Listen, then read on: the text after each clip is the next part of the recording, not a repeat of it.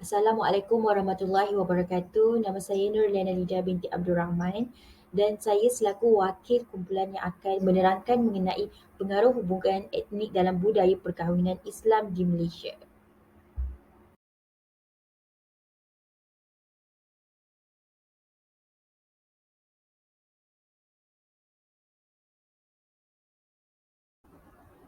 Sebelum kita belajar dan mengenai pengaruh hubungan etnik dalam budaya perkahwinan Islam di Malaysia, mari kita mengenal pasti apa itu sebenarnya yang dimaksudkan dengan perkahwinan.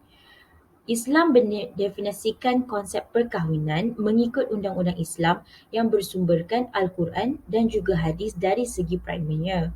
Perkahwinan atau nikah dari segi terminologi iaitu bahasa ialah berkumpul dan bercampur.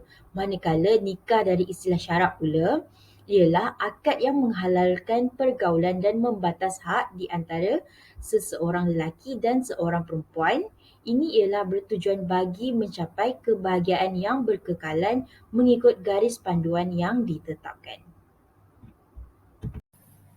Masalah yang dapat dikenal pasti mengenai isu kajian ini ialah pertama, pengetahuan dan pandangan masyarakat terhadap isu perkahwinan campur.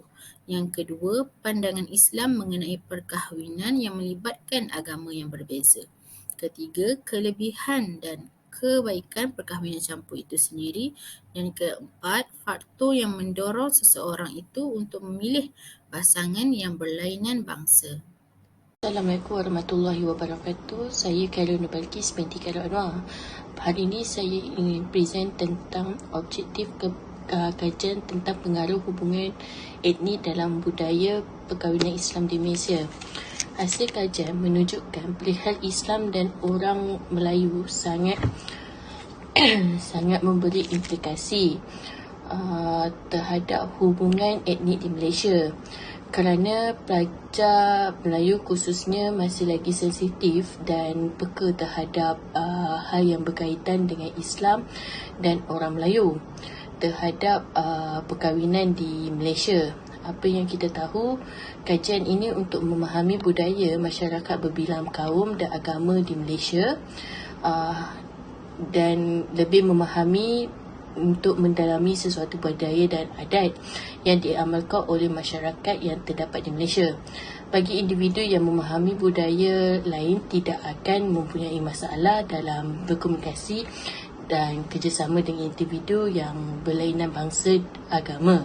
Selain itu, individu juga tidak akan mengalami kejutan budaya jika berada di kawasan masyarakat yang berlainan bangsa dan agama. Tentang ini juga, kita perlu dapat mengetahui faktor-faktor hubungan etnik terhadap budaya dalam perkahwinan Islam di Malaysia. Antaranya, orang Islam kahwin tetapi menggunakan pakaian adat daripada India seperti berinai dan memakai sali. Mengenali adat perkahwinan yang selari dengan tuntunan Islam dalam kepesatan masyarakat menuju ke arah negara majmuk, masih wujud kekeliruan antara tuntutan agama dan adat yang menjadikan pegangan kuat orang Melayu. Ini dapat mengatakan ini dapat menggambarkan betapa dalam sesuatu situasi adat mendahului kepentingan lain.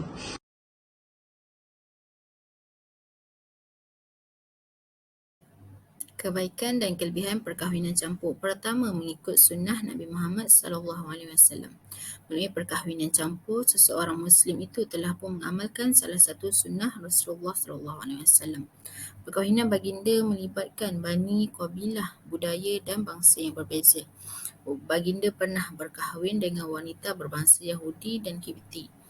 Sahabat baginda seperti Salman Al-Farisi dan Bilal bin Rabah juga turut mengamalkan sunnah ini. Walaupun baginda pernah berkahwin dengan wanita Yahudi, akan tetapi sebagai orang Islam, kita diwajibkan untuk berkahwin dengan pasangan yang beragama Islam. Kedua, mengeratkan perpaduan dan hubungan silaturahim. Perkahwinan campur berperanan dalam merapatkan hubungan silaturahim antara bangsa yang berlainan dan mengeratkan perpaduan antara dua golongan iaitu Islam dan bukan Islam. Selain itu, pasangan dan ahli keluarga dapat saling bertukar pandangan dan pendapat tentang budaya dan amalan ajaran agama masing-masing di samping memperbaiki segala kelemahan dan kekurangan yang ada. Nabi Muhammad SAW juga menyarankan umat Islam untuk menjaga hubungan silaturahim dengan melakukan kebaikan, bersabar dan saling memaafkan. Kelebihan yang ketiga ialah mempelajari perbezaan budaya. Perkahwinan campur membolehkan pasangan untuk mempelajari dan menerima perbezaan adat budaya, bahasa dan keunikan masing-masing. Pasangan akan saling berusaha untuk mempelajari budaya tersebut agar diterima dalam keluarga pasangan. Di samping itu, dapat meningkatkan kemahiran, terutamanya kemahiran berkomunikasi dan menambah jumlah bilangan bahasa yang dapat dipertuturkan. Kelebihan yang keempat ialah dikurniakan zuriat yang baik yang mempunyai campuran budaya. Perkahwinan campur dapat meningkatkan kadar kelahiran anak yang terdiri daripada campuran budaya. Cahaya mata yang lahir akan mempunyai rupa paras yang agak berbeza daripada kanak-kanak tempatan. Kebiasaannya anak-anak ini akan menjadi perhatian umum. Selain itu, zuriat yang lahir akan mempunyai tahap kepintaran yang tinggi. Mereka dapat bertutur dalam banyak bahasa dan ia dapat meningkatkan kemahiran komunikasi anak-anak. Di samping itu, hasil daripada perkahwinan campur mendatangkan kesan yang positif dari segi jasmani dan elemen lain yang melibatkan masalah manusia.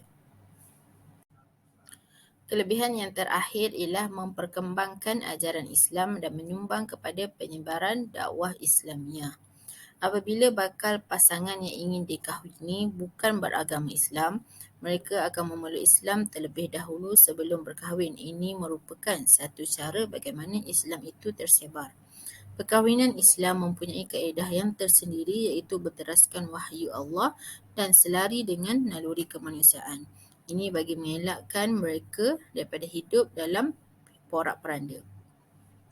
Di samping itu, ia secara tidak langsung dapat meluaskan komuniti masyarakat Islam yang telah menerima ajaran Islam. Pasangan yang berkahwin campur dapat memberikan didikan dan bimbingan kepada pasangan yang baru memeluk agama Islam. Penyebaran agama Islam tidak terhad kepada pasangan sahaja, malahan ia dapat dilakukan kepada keluarga pasangan yang bukan beragama Islam. Setelah mengetahui kebaikan yang diperolehi daripada perkahwinan campur, saya akan menerangkan juga dua kesan negatif yang diperolehi daripada perkahwinan campur. Yang pertama ialah perspektif keluarga. Cenderungnya masalah kebimbangan hubungan antara keluarga ialah lebih kepada anak yang baru memeluk agama Islam akan renggang kerana perbezaan agama. Dan yang kedua ialah masalah komunikasi. Di sini disebabkan kurangnya pemahaman mengenai adat budaya dan agama yang diamalkan antara pasangan dapat menimbulkan masalah komunikasi dan juga perselisihan faham antara satu sama lain. Namun, hal ini boleh ditangani sekiranya kedua-dua individu memainkan peranan penting dengan lebih berkongsi maklumat dan juga pendapat mengenai apa yang perlu diatasi ataupun apa yang perlu dielakkan. Misalnya, sekiranya seorang pasangan yang telah lama menganut agama Buddha dan baru sahaja menganut agama Islam, memeluk agama Islam, dia boleh menceritakan mengenai hal perayaan yang telah disambut pada setiap tahun kepada pasangannya.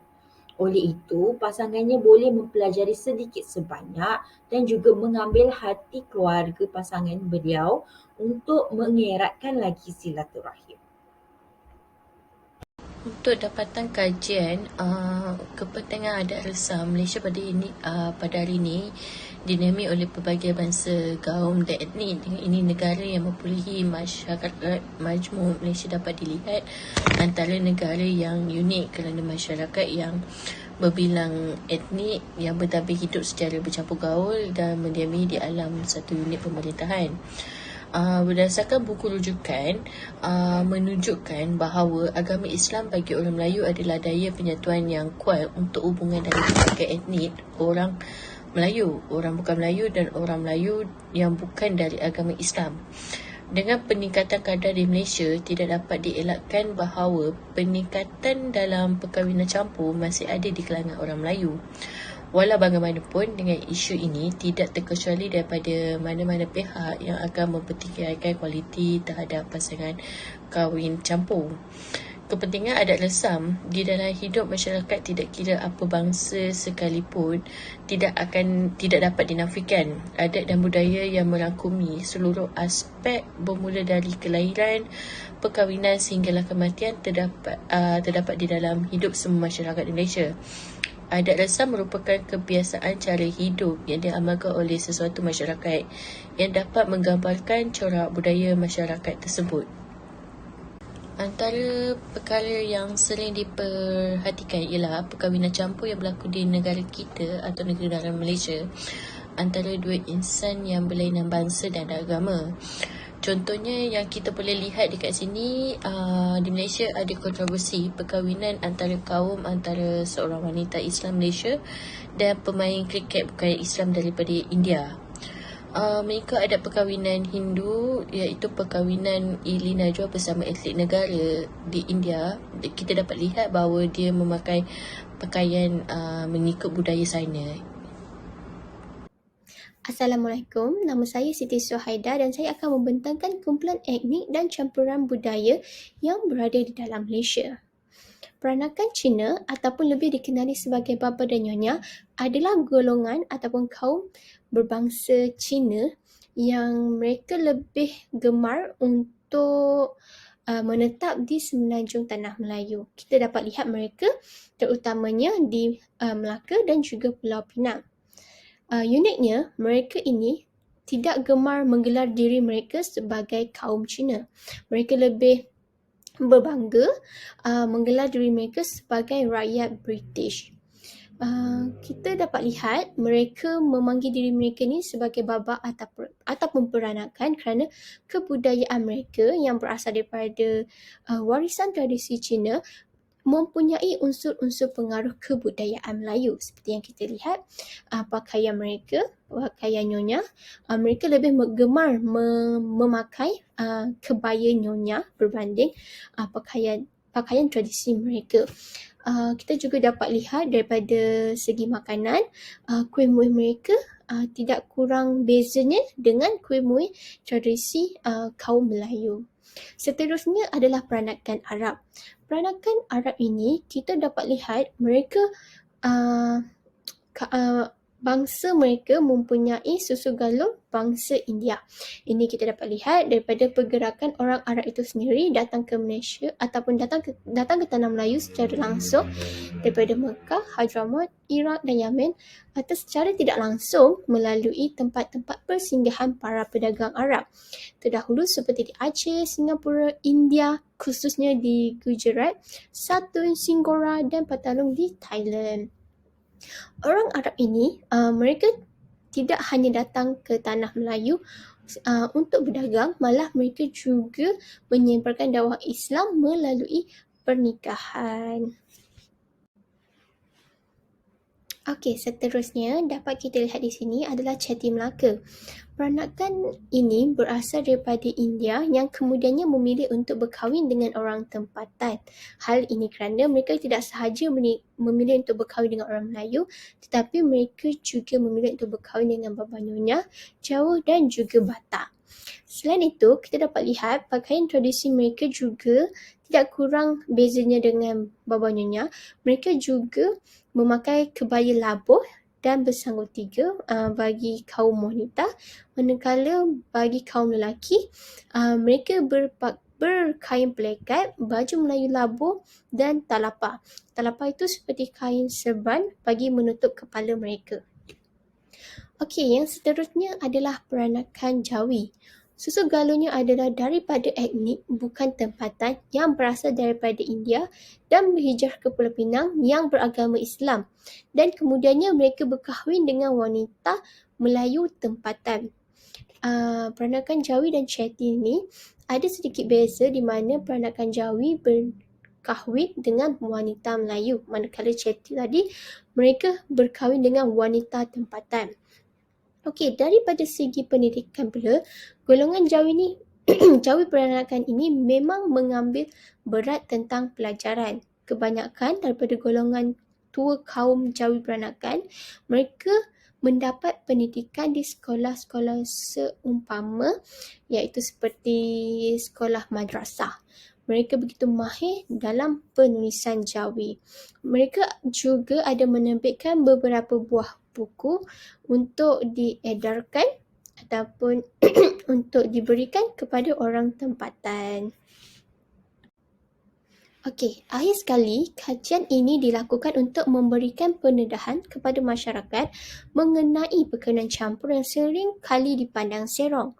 Dengan kajian ini, masyarakat umumnya dapat mengetahui apa itu perkahwinan campur, terutamanya daripada pandangan agama Islam itu sendiri serta kebaikannya.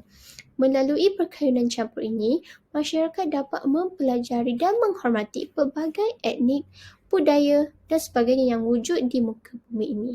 Sekian, terima kasih.